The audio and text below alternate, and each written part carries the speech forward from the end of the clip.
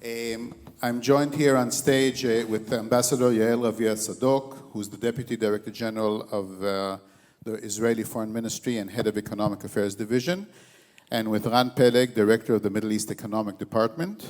And as I said before, we'll be talking about opportunities in the Middle East and how things can develop, and the special connection that can be created between Israel, Germany, and the Middle East.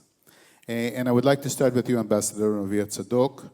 Tell us about the economic situation in Israel in general now, a bit of an overview. There's a lot of talk about resilience. There's a lot of talk about the high-tech sector still performing. We heard some very impressive data. We also know there are challenges.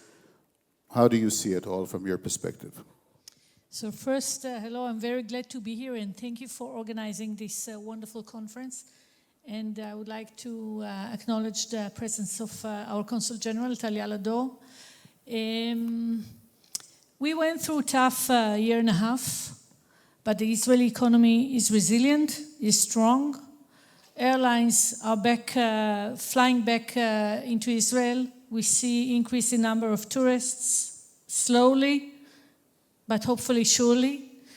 At the beginning of the war, with the recruitment of so many Israeli young people to the military service, it created a huge challenge to so many Israeli companies, but with the decision to perform no matter what, an extreme effort has been made to keep markets, to keep connections.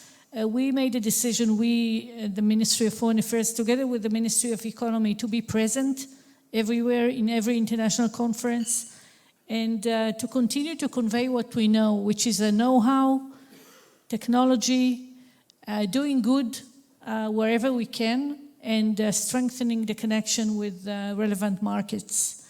I'm glad you saw all the data and statistics that has been described before this session, so I will not repeat it all, but definitely the economy is shown to be very strong.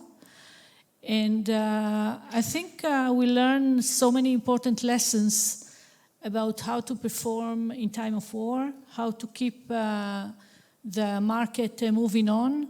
In the Ministry of Foreign Affairs, we dealt a lot with logistic chain, how to keep maritime and aviation ongoing.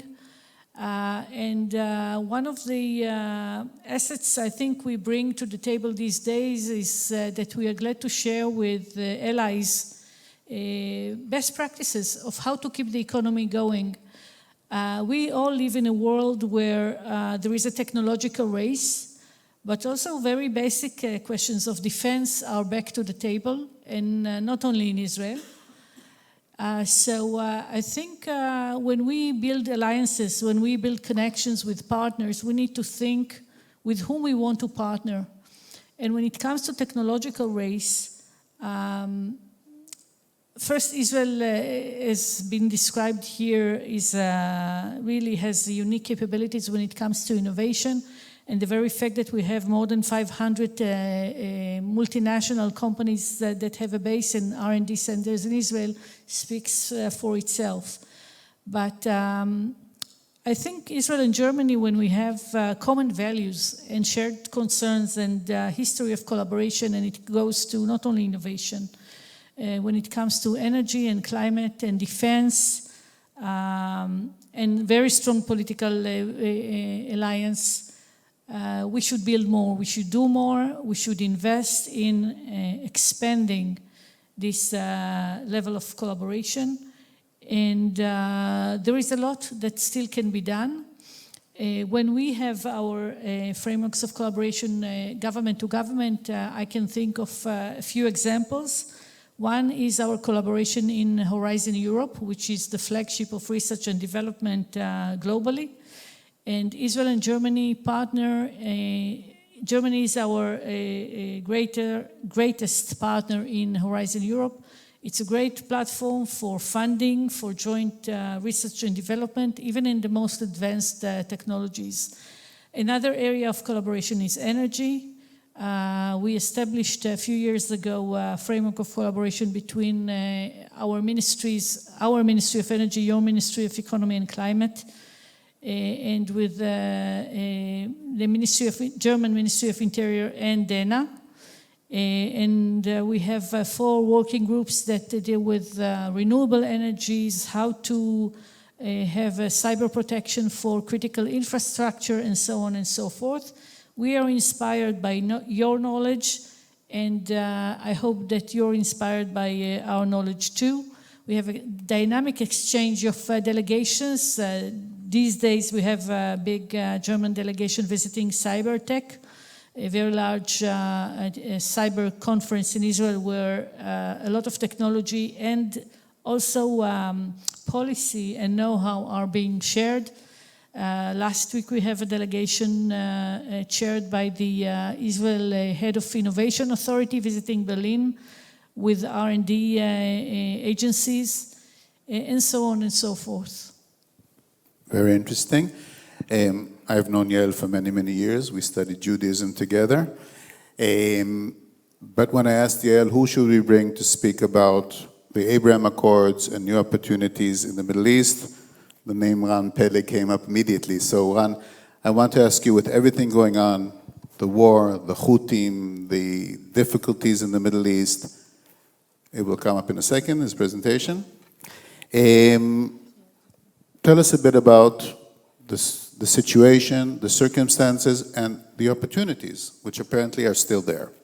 Yeah, so thank you very much. Before we speak about the opportunities, let's talk for a minute about resilience. So what's the current status? So as we all know, Israel has its own fair share of challenges, especially during the last 1.5 years, but still, if we spoke about the resilience of the Israeli economy, so if I'm focusing on the most sensitive arena, which is the Middle East, obviously, for political and defense happening, we see the same resilience here, which means in terms of bilateral trade, our bilateral trade with all the Middle East countries, which we have relations with, only increased during the last 1.5 years. And since Abraham Accords definitely was the pillar here. The focus, definitely economic-wise, is the UAE. We see the bilateral trade since the Abraham Accords established 2020. There are every year they're gradually increasing. If we talk about resilience, we should talk about the flights, which is a very good example. That during the war, I think UAE showed this resilience. By the way, the flights, about 8 flights a day, even during the harsh time of the war, were rapidly, continuously, without any stop. If we talk about trade, so we had the trade crisis with Turkey during the war, but with Egypt, on the other hand, where the commodities are a lot, can be in many ways in exchange to the Turkey channel, has increased, certainly in construction and materials. We can talk about the gas, which actually the natural gas export of Israel to its neighbors began the same time, about the same time of the Abraham Accords, increased every year, including during the war. Jordan, for example, uses 70% of the electricity in Jordan produced by a gas exported from Israel, from Egypt as well, 9 BCM per year and growing. New pipes have been built. You can see the map of the pipes to Egypt, both to Egypt and to Jordan. Water. I mean, if we talk about resilience, we have to see what's the necessary, not only commodities we export, but also the strategic commodities, which is the gas and the water. So Israel kept on the exporting of water to Jordan, 150 million cubic meter per year, and also growing. So this shows that the economic resilience or the partnership with our Abraham Accords, as well as our peace neighbors, only keeps going. Although we hear the criticism from the government, rhetoric-wise, that's for sure, but in practical, down-to-earth, people-to-people, which is the numbers show, perfectly. Things are keep on going, and I think this, if we move through this crisis with success, definitely, I think the next step of the normalization will be a much bigger step. We can see the normalization. I mean, our Abraham Accords definitely also improved our relations with, economic-wise or trade-wise, with our neighbors. Prosperity deal is one example. UAE, Israel, and Jordan signed an agreement to export from Jordan to Israel energy, solar energy, and in a trade for water. It should have been signed in COP28, sorry, 23. Unfortunately, it didn't happen during the war, but it's definitely something that's going to happen, and shows how the additional moderate country who go into the normalization circle, which hopefully will happen soon with other countries, is a very important factor of the whole trade and economic relation of Israel with its neighbor in the Middle East. Very good, and we'll talk about other visions and opportunities in a second. But Yael, I wanted to ask you, we're here to talk about business, we're here to talk about financial opportunities, but I understand that when it comes to Germany, there's a connection which is deeper, stronger, which also impacts on our cooperation. If you can please elaborate a bit on that. So, as I said, we have very unique relationship, which is of strategic value. And it starts with energy, it goes through science and technology, it goes to defense collaboration, and the very fact that we send the Arrow 3 system to Germany. These are critical areas of collaboration in the sense that it enables both of us to support each other and to strengthen our accumulated capacities when it comes to technological superiority. And this is the game today. It's not only to strengthen each one's economy, but it's where we are in the global picture of who leads, who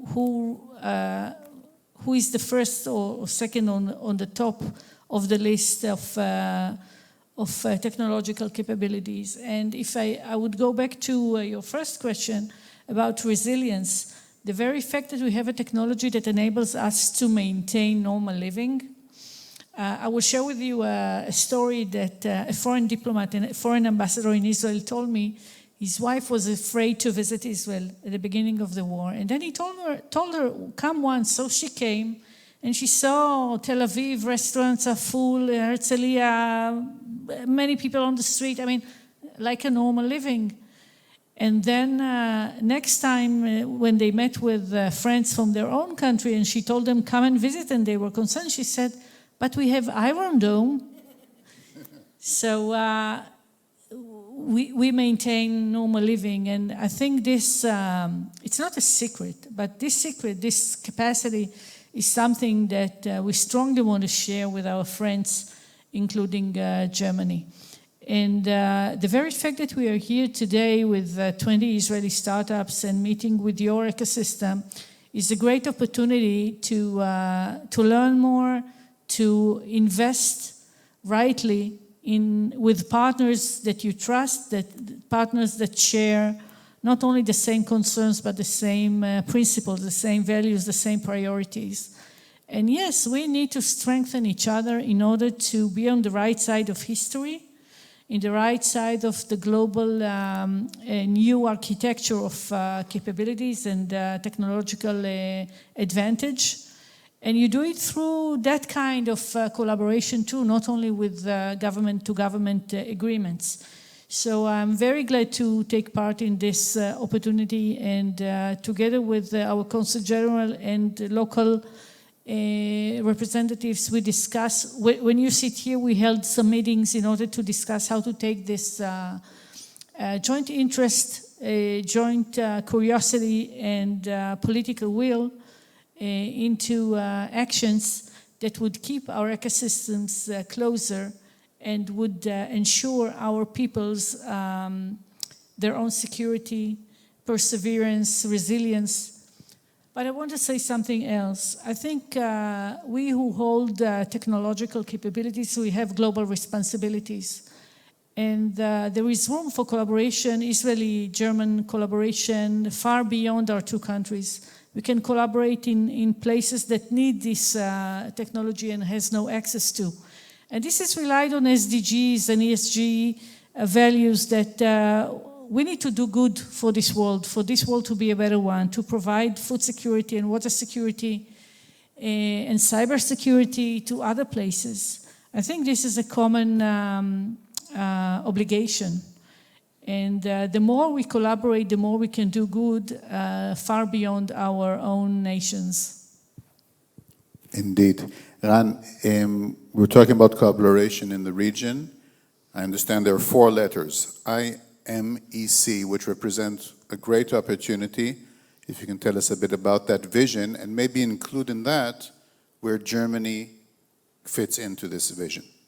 Yeah, so IMEC, India, Middle East, Europe Economic Corridor is certainly, if I try to encapsulate the opportunities, the normalization is putting not only for Israel, but also for the region, and in addition to Europe and to India and Asia, IMEC is the key word.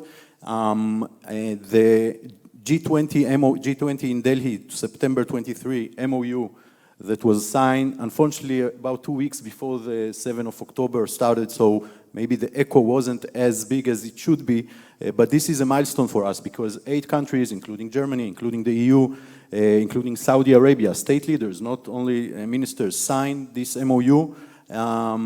For us, it's important. I mean, in general, just to mention, it means that these countries will promote the economic corridor between Europe to the Gulf by sea and then by land, by trains or in trucks in the first stage and then trains, and then from the port of Haifa to Europe, to different points of arrival in Europe. As a trade corridor, I mean, I think it's revolutionary. During the war, I mentioned it was announced just before the war, so the international engagement was interfered, but the war only highlighted the importance of new corridors or trade corridors, and we see the demand. We see that other countries, all the countries that are involved are very keen to enhance these relations. Israel and Jordan are specifically mentioned in this MOU, and this is in a background we obviously as other routes or land corridors, the BRI, the Chinese BRI, the mid corridor who goes through Turkey. But this, when it will be, I think, put ahead, it will be a game changer.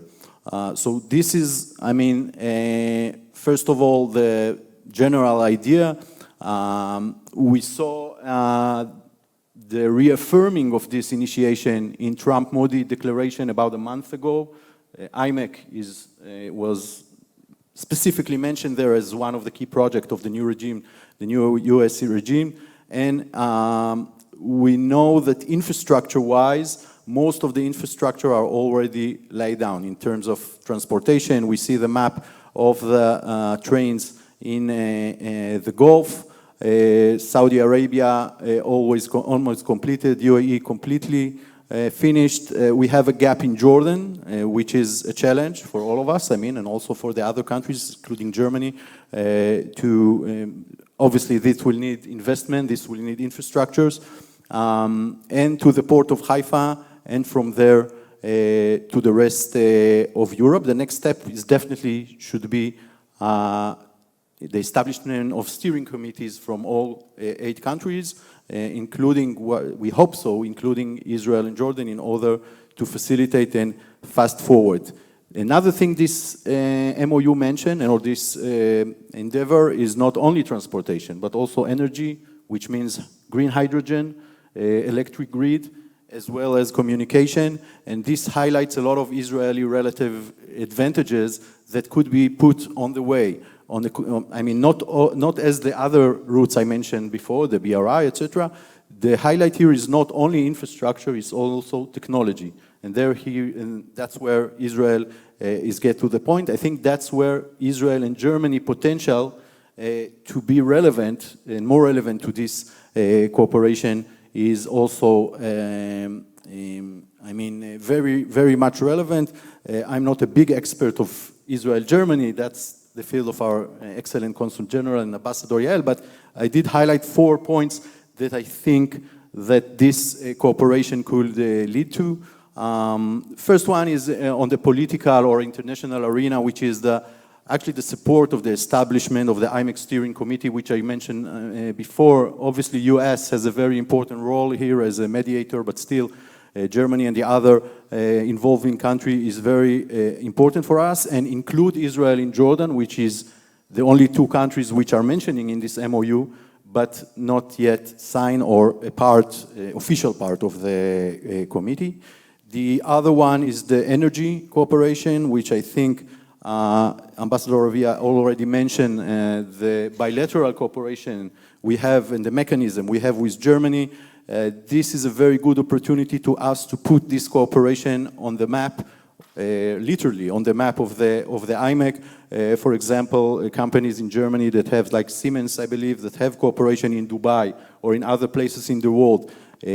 Saudi Arabia aspire to be the source of green hydrogen to the world, to the east and to the west. So investing in R&D centers, in facilities, in other means of cooperation in these Gulf countries, why shouldn't it involve also Israeli technologies? I think we have in these fields, which is shipping, producing, preserving, but also in other fields in the interest such as ammonia or solar energy, or desalinated water, all related to green hydrogen. This is a very good opportunity for the German companies to join hand with the Israeli companies, both bilaterally, but still in the area, in the Gulf, in cooperation. Transportation cooperation also already established, I think, digital platforms of cooperation. Germany has it with many countries outside of Europe. Israel is one of them. This should be targeted also to the IMEC initiations.